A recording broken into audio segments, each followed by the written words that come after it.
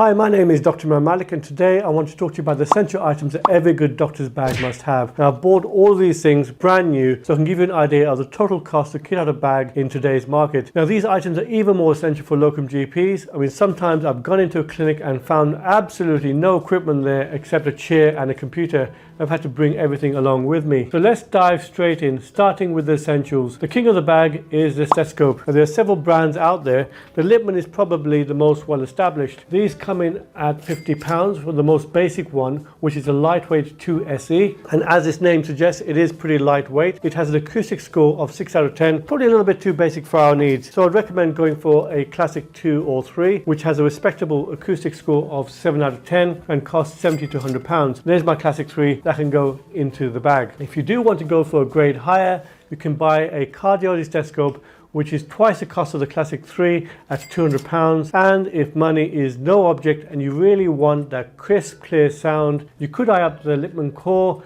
which is a digital steth boasting 40 times amplification, Bluetooth synchronization with your phone app, and reduction of background noise. That is probably a little bit too overkill for us humble GPs, but if you are hard of hearing, then it's a good option for you. If you wanted a budget option, the MDF Sprag, which looks a bit Mickey Mouse, feels flimsy, but surprisingly has excellent acoustics if you can handle the hard earpieces. Just a quick mention, I think it's definitely worth paying the extra £5 to have your name engraved on the rim. So if someone does accidentally pick it up, then they can boomerang it back to you. None of these I've lost along the way. Is unbelievable. So let's move on to sphygmanometers. The question is, do you want to have a digital or do you want to have a manual, otherwise known as the Aneroid? Where's my gun? Where'd it go? So I think it's worth having both.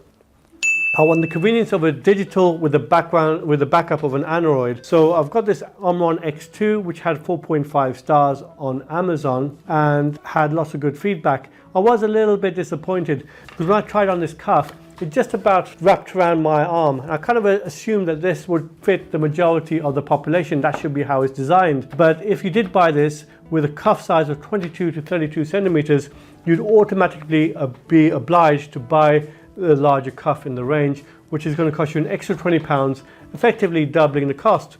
So I searched again and I found a better option. Now this is a Belly LE Amazon's Choice. I have no idea if I'm saying that correctly, but this has 4 distinct advantages over the Omron. The first thing is the cuff is actually pretty large, 22 to 42 centimeters, which means it's like having the Omron cuff with the larger cuff. It's rechargeable by USB. It's actually cheaper at $14.74 and smaller than the Omron. So I think that's a really good buy. I could buy that all day long.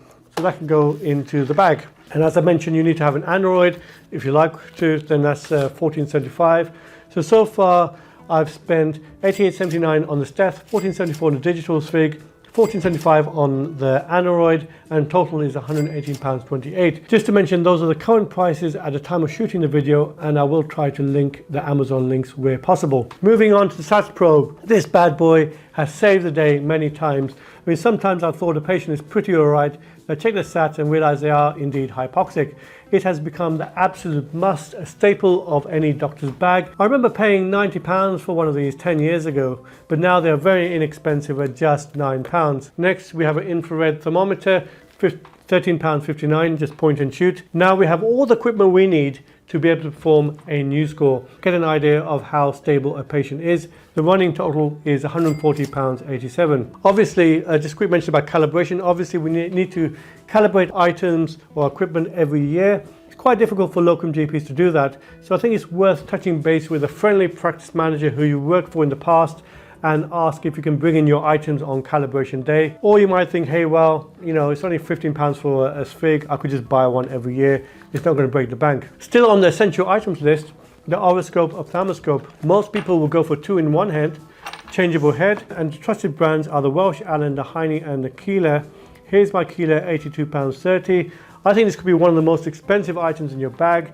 Ideally, you want to pick a brand for which it's easy to buy the earpieces. And when you're buying something like this, it's worth checking the head to make sure you have the right light settings you need. So here, let's just quickly flick through the light settings on this one. We have a small light when facing a constricted pupil. Here's a larger one still for a dilated pupil.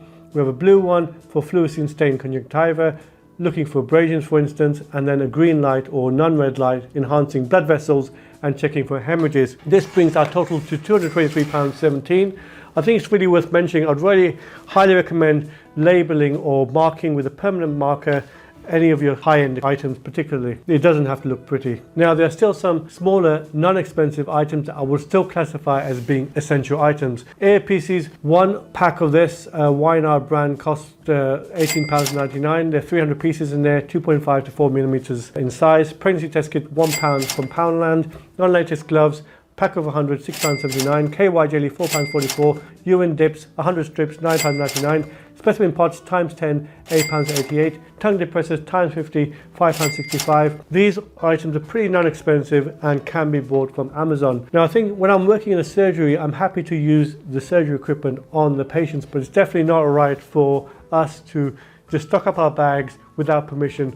We should really be buying this stuff ourselves. The total of all this is going to be £278.91. That's my absolute essential list, and I would still carry some other items that perhaps not as essential, like a glucometer. Some would say it's essential, but the number of times I've had to pull one of these out are few and far between.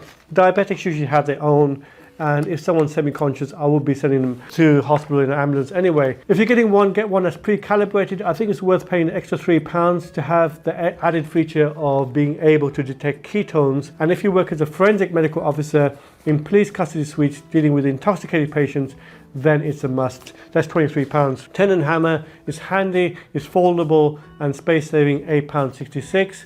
Peak flow meter, £6.99. Disposable tape measure. I had a small sharp spin here somewhere, but that's gone missing. That's £4. And then last but not least, we've got this USB rechargeable light, which is super bright, it's waterproof, and it has the extra feature of having a UV light, which I've used to detect things like tinea capitis, etc.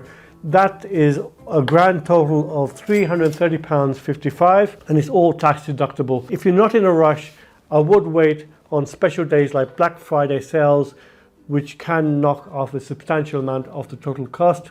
And this sort of gives you an idea of the space you need to be able to accommodate that into a bag. So when you choose a bag, that's certainly a consideration for you. Since the time of the original Gladstone bag, which was around in the mid-19th century and named after the Prime Minister of the time, there are many options now available online. I've selected this bag, which is £61, which is lightweight, roomy, has wheels and an extendable handle, which can be pulled along. My wife recently started as an ST3, and her surgery loaned her this one, which is more of a grab bag and could be strapped over the shoulder. So that's all I have for you today, folks. I hope you found that video helpful. Do hope to make some more videos for you guys, particularly aimed at locum GPs and GPs in general. So if you are interested, please do like and subscribe, and I will see you guys out there on the circuit.